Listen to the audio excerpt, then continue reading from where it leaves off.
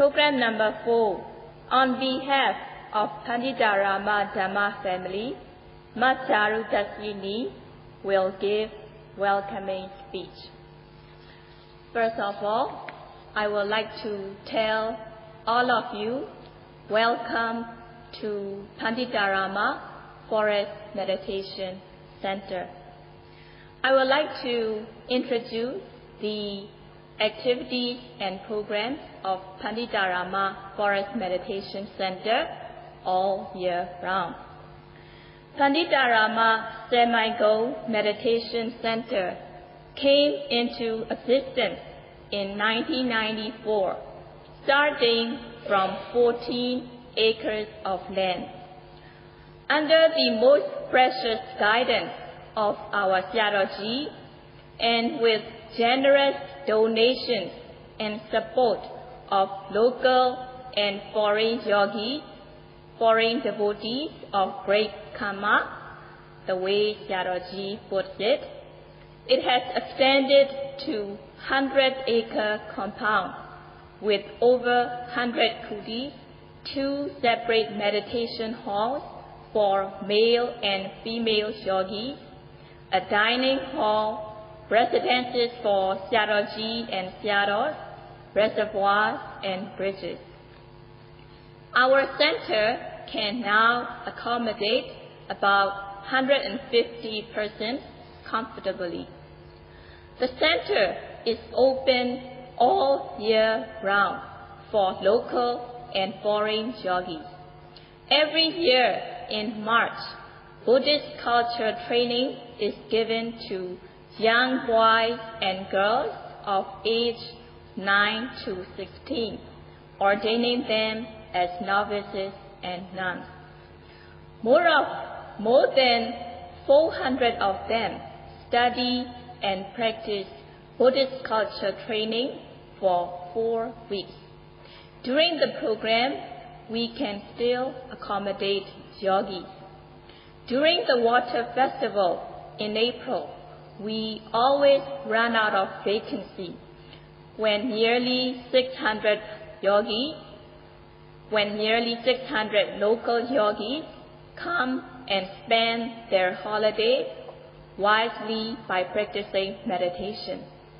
For 3 consecutive years, including 2007, a 3-day examination is held at the center where 400 novices and monks from various study centers sat for oral and written examination on Vinaya, Code of Discipline for monks. In 2005, our Nayaka Sayadaw Ujjatila organized a scholarship program for 120 novices and nuns with the support of devotees, mostly from the US and Myanmar, providing them with funds for their study as well as giving them the opportunity to practice at Paṇḍitā centers. The program is a success, and the number of monks and nuns who received scholarship grew to 200 this year, and they practiced at least 1 month during their summer holiday. 2 more new programs have taken place this year in Paṇḍitā Forest Center.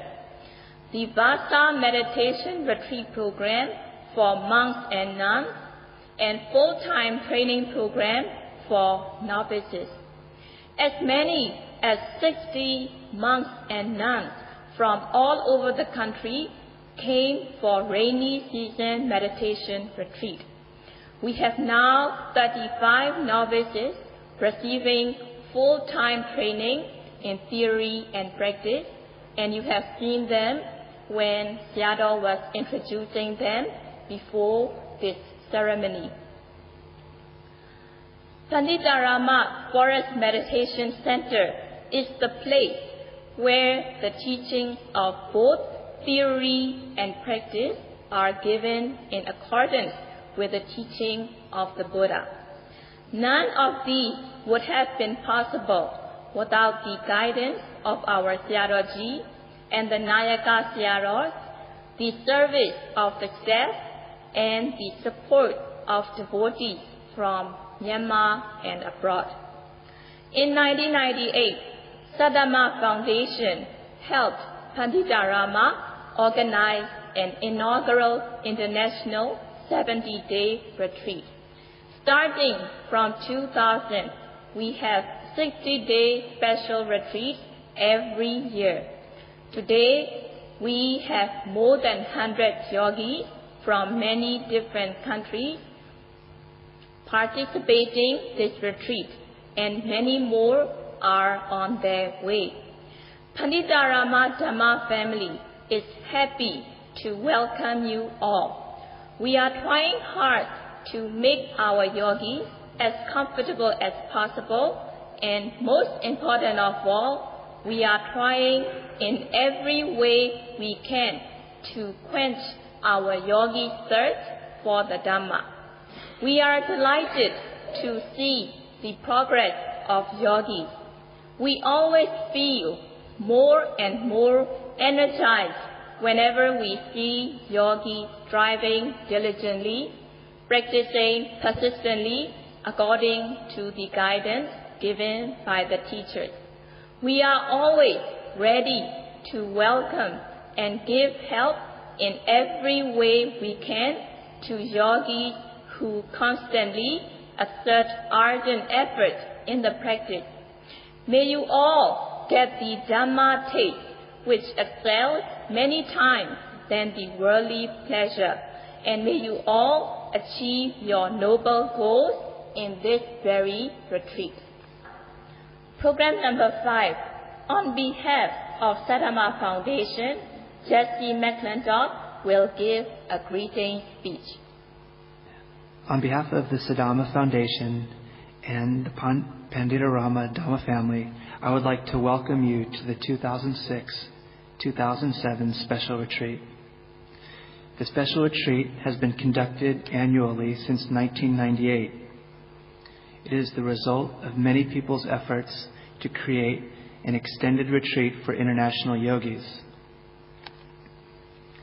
Led by our Sayadaw, this center has grown and blossomed into what you see today, a facility providing the necessary structure and support so that yogis can practice meditation and experience the profound peace and happiness of the Dhamma. I wish to assure the yogis that this is the place. This is the place to learn how to become happier and more peaceful. It requires both patience and perseverance, but with effort, positive results are guaranteed. Because of this opportunity to practice the Dhamma, I hope we all practice sincerely and with great effort. May our practice be an expression of gratitude for the Sayadaws who are here to teach us and all the people who have helped create this center. Program number 6. To listen to the welcoming Dhamma talk from Upadacharya Sayadaw. Today is the starting date of 8th 60-day Vipassana meditation retreat. And many yogis from all over the world come here to practice. And with the help of Sadhamma Foundation also, the yogis come here to practice. And Sayadaw is glad to see you all. Sayadaw is glad to see you, the Dhamma relatives, again. And Sayadaw will like to express a heartfelt welcome to you all.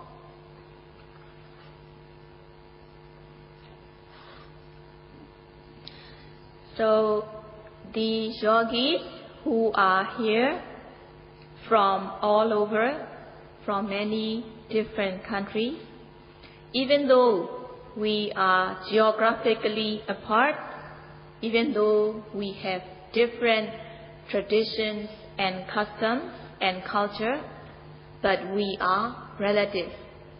And among most of you, they are Asians.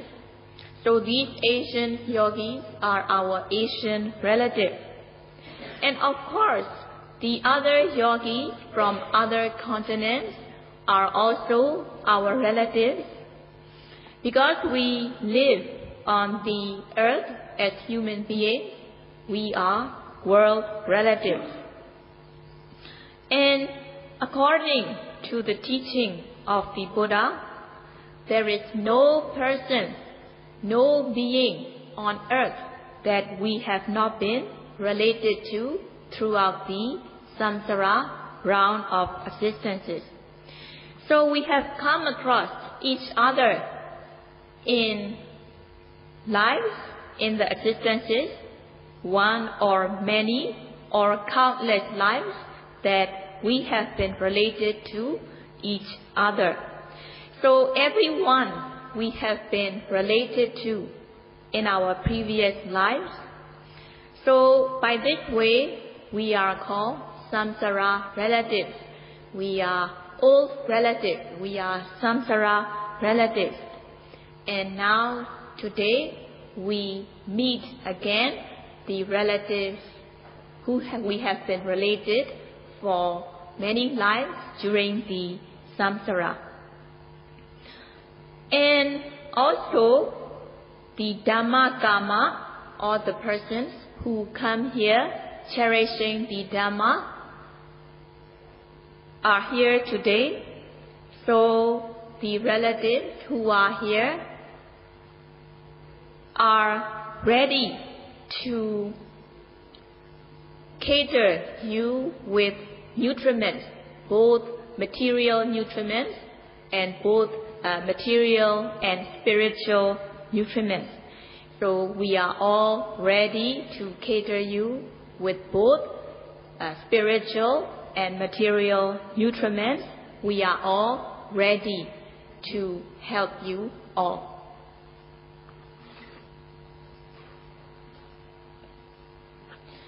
So our Dhamma relatives who are here come here especially for the Dhamma, cherishing the Dhamma. So there is the teaching of the Buddha saying that Dhamma Kamo Bhavang Hoti, which means that the person who cherishes and practices the Dhamma become prosperous, happy, and well. So Saraji also thinks that all of you who are here is not coming here to be at a place where you have never been or to come to meet the old relatives, but your main objective of coming here is to practice the Dhamma cherishingly. So, just as Yaraji said, Dhamma Kamo, all of you here who are here for the Dhamma, cherishing the Dhamma, so we are ready to cater our Dhamma relatives with spiritual nutriments, with Dhamma nutriments. So we will all like to cater you warmly with the Dhamma nutriments to the extent that you will be satisfied with it. So there are many meanings mentioned in various texts about the word Dhamma. But in the phrase Dhamma Kamo Bhavang Hoti, the meaning of Dhamma is that it is the practice which uplifts, helps, and supports the person who ever practices the Dhamma systematically so that he, she will not be degraded or inferior. So here, one needs to understand distinctly between the practitioner of Dhamma and the Dhamma practice. So the practitioner of the Dhamma means that the person who wants to upgrade or uplift one status, one original status by practicing the Dhamma, he, she is called the practitioner of the Dhamma. So in order to become the practitioner of Dhamma, one needs to learn the correct method of practice first of all. So by learning the correct method of practice, one is said to be called the practitioner of the Dhamma.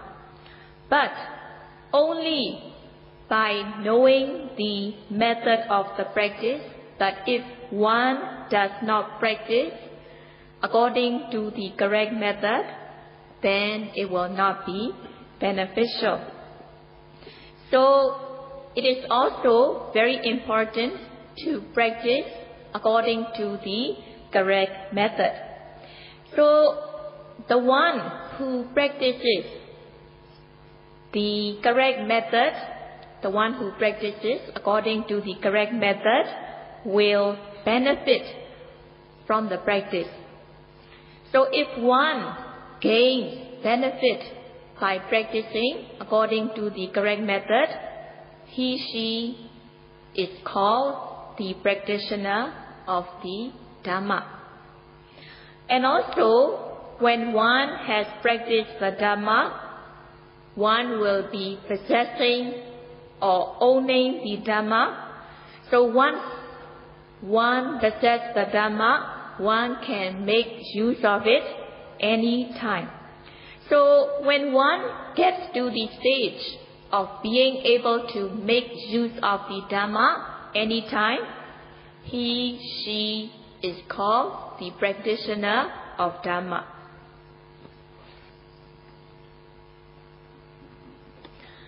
So one should understand the practice according to the correct method, and one should also understand the person who practices accordingly to the correct method. So Dhamma uplifts the practitioner who practices according to the correct method, so that this Dhamma practitioner will not be degraded or inferior. If one doesn't know the correct method of practice, then he, she is not able to practice. Even though one knows the correct method, if one doesn't practice according to the method, then he, she will not gain benefit, and he, she will not gain benefit, and he, she will not be uplifted or upgraded. So it is important to learn the correct method of practice first. So at first, one has to learn the correct method by theory first. So all of you who are here have already learned the correct method of practice. So if one does not know the correct method of practice, he, she is degraded, he, she is inferior. So by knowing the correct method of practice, the person is upgraded or uplifted. So in this way, the correct method of practice uplifts the person who knows the correct method. So it is very obvious that the Dhamma uplifts the practitioner, whoever practices according to the correct method.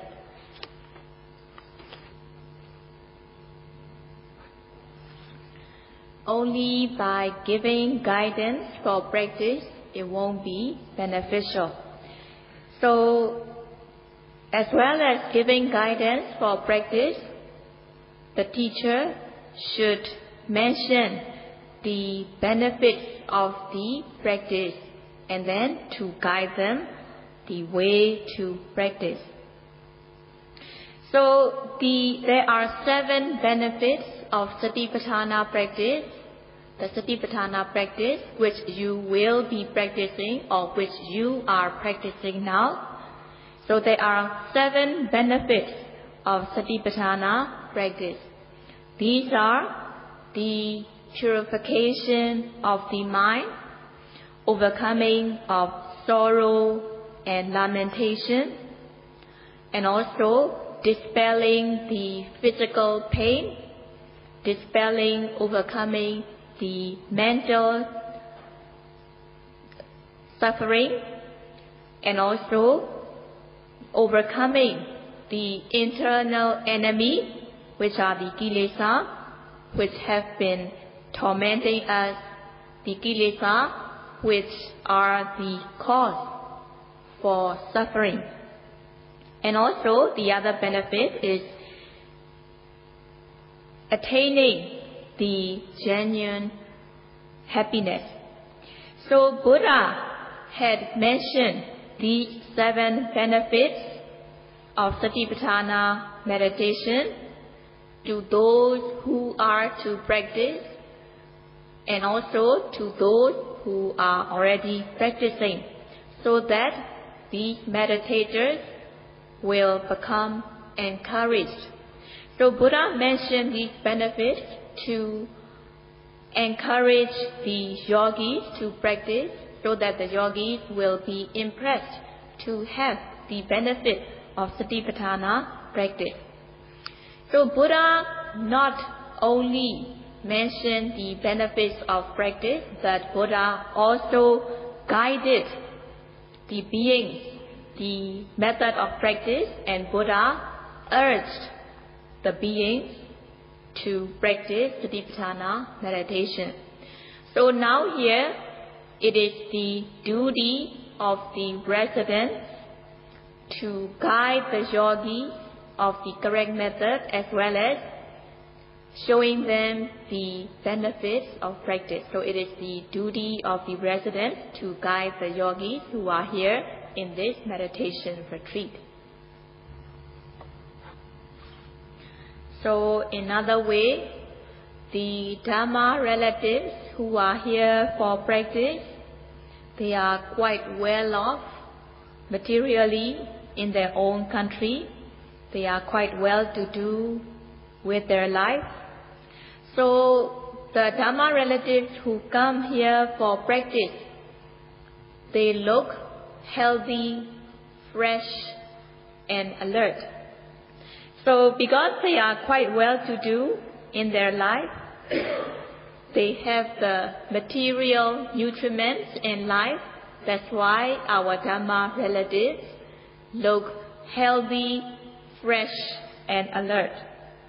So what Jaraji will like to add on to you is the Dhammoja or Dhamma nutriment.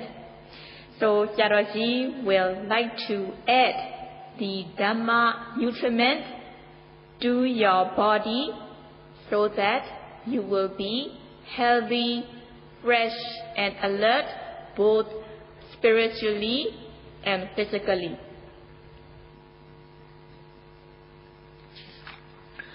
So Jaraji will like to explain it in more detail with the analogy. So in the food that we take, there is nutriment. So in Pali, it is called oja, or in other words, it is called ahara, and it is the nutriment which is contained in the food. So in the body as well, in the body of the beings, there is also the nutriment produced by kamma. So in Pali it is called kammaja oja. That means the nutriment that is produced by the karma. And in the food also there is the nutriment. So in the food there are 6 kinds of taste: sweet, sour, hot, pungent, salty, and bitter. So if you extract or if you put out the taste from the food, what remains is the oja or nutriment. So in the scientific language it is also called vitamins. So if one gets nutrients or vitamins, then there will be new fresh materiality arising amazingly. As much the food contains oja, nutriment, or as much the vitamins, multivitamins you take contain these vitamins, the more your body will feel fresh, alert, and healthy.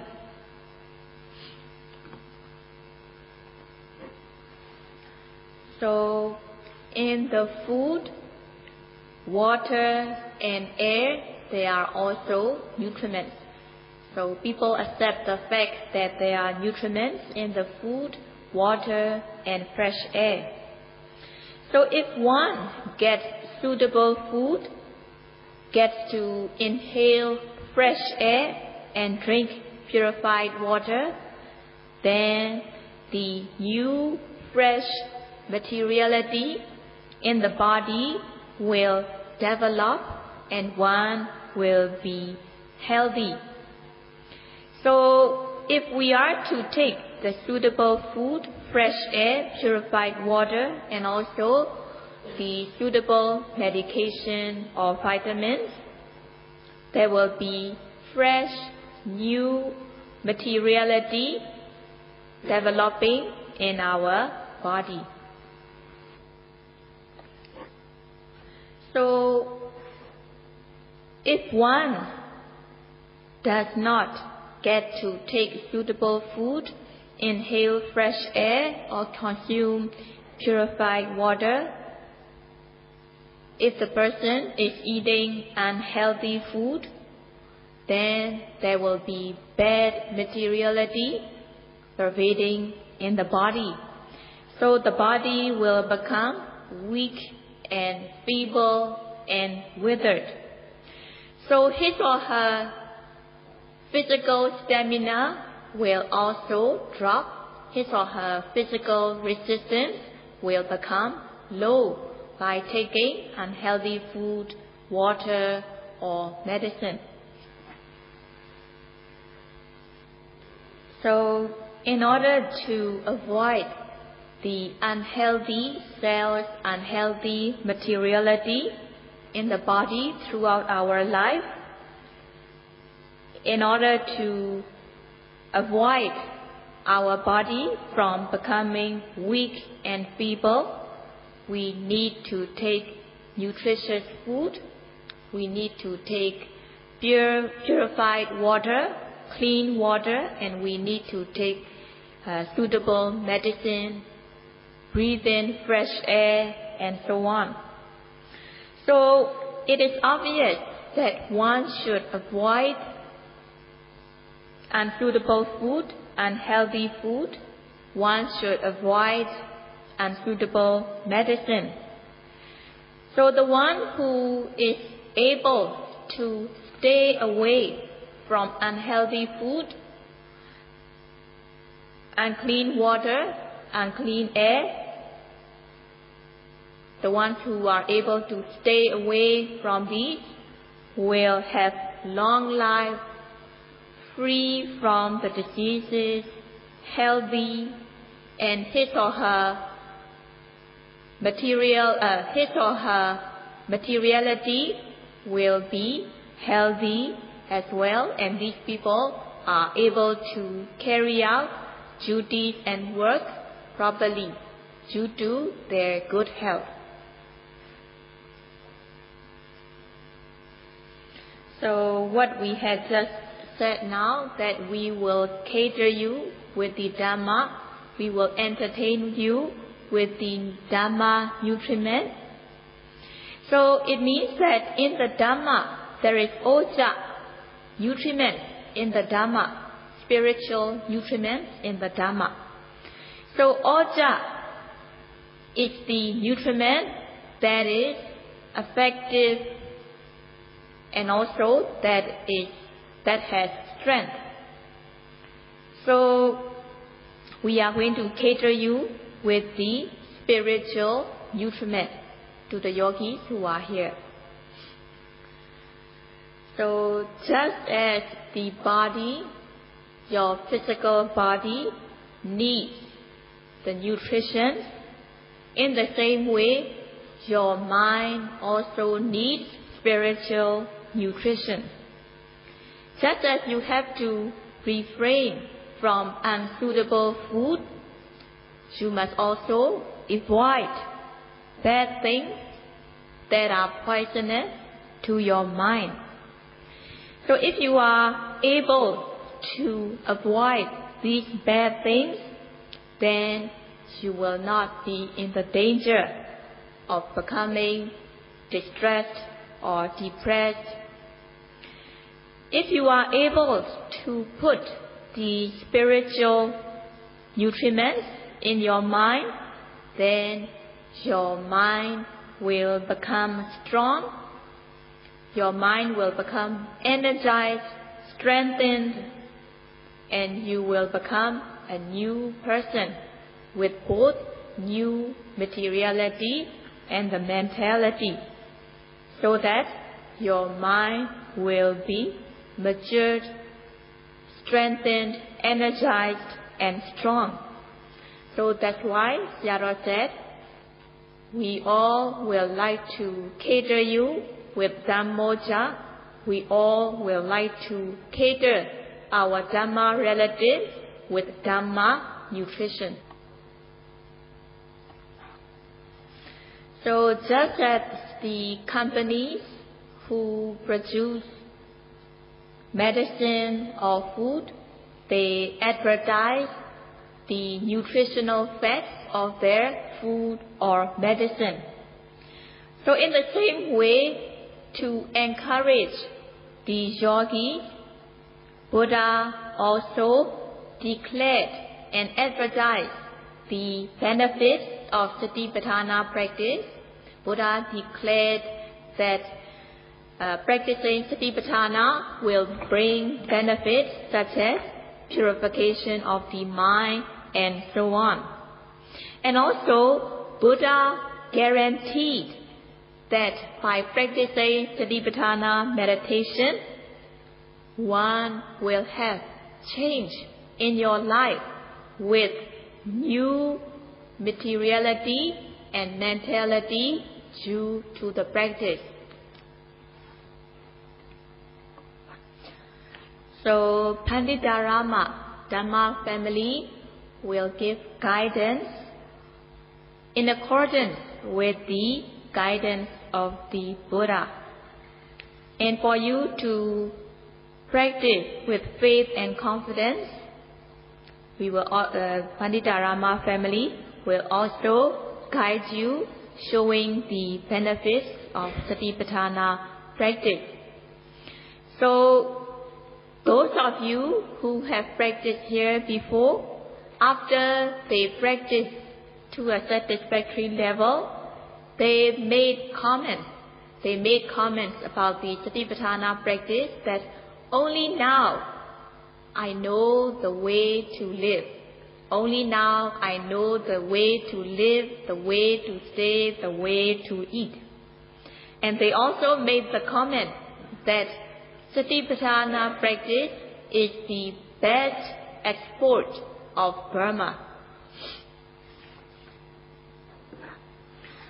So these people who made these comments, if you look into them, it is very obvious that they know the virtues of the Dhamma theoretically. They practice the Dhamma, which is very effective and powerful. They know the effectiveness or the efficiency of Dhammoja or Dhamma nutriment. And they practice respectfully, meticulously, persistently, according to the guidance given. So one can draw conclusion that these people gain these benefits because they practice meticulously, respectfully, persistently, according to the guidance given, so that they also gain Dhammoja or Dhamma nutriments in themselves.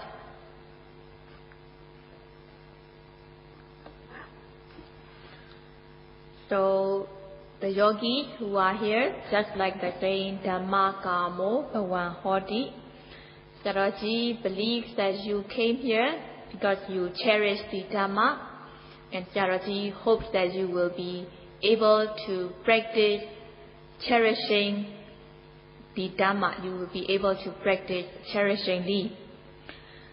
And if you practice the Dhamma meticulously, cherishingly, then it will be worthy of the Paṇḍitā family to cater you with Dhammoja. And when you practice respectfully, meticulously, then you will benefit from the practice. So by practicing thus, our Dhamma, our relatives, our Asian relatives, our world relatives, our samsara relatives, who we are related to in many ways, will also become related in the Dhamma. In this way, you will also become the Dhamma relative with us. You will become closely related with us. So that there will be a society of Dhamma relatives. There will be a surrounding or the society of Dhamma relatives. So as a conclusion of the Dhamma talk, Sayadaw said that the yogis who are here, who are our Asian relatives, world relatives, samsara relatives, be able to receive our Dhamma gift, the Dhamma gift that we give cherishingly. May you all be able to accept it, accept the Dhamma gift cherishingly. So if someone gives you a gift with respect for their good intention, volition and metta, the receiver should accept the gift cherishingly. So the Dhamma relatives who are here, when Sayadaw gives you Dhamma gift, Sayadaw wishes that you will be able to receive this Dhamma gift cherishingly, the Dhamma gift in according to the guidance of the late Venerable Mahasi Sayadaw. So may you all be able to accept the Dhamma gift cherishingly. May you all be able to make use of the precious time that you are here. May you all be able to practice respectfully, meticulously, so that you will know the meaning of the Dhamma. You will know the meaning of the Dhamma, that Dhamma uplifts, protects and supports the practitioner, whoever practices accordingly to the correct method. So may you all be able to practice so that you will understand the meaning of Dhamma through your personal experience. Sadhu.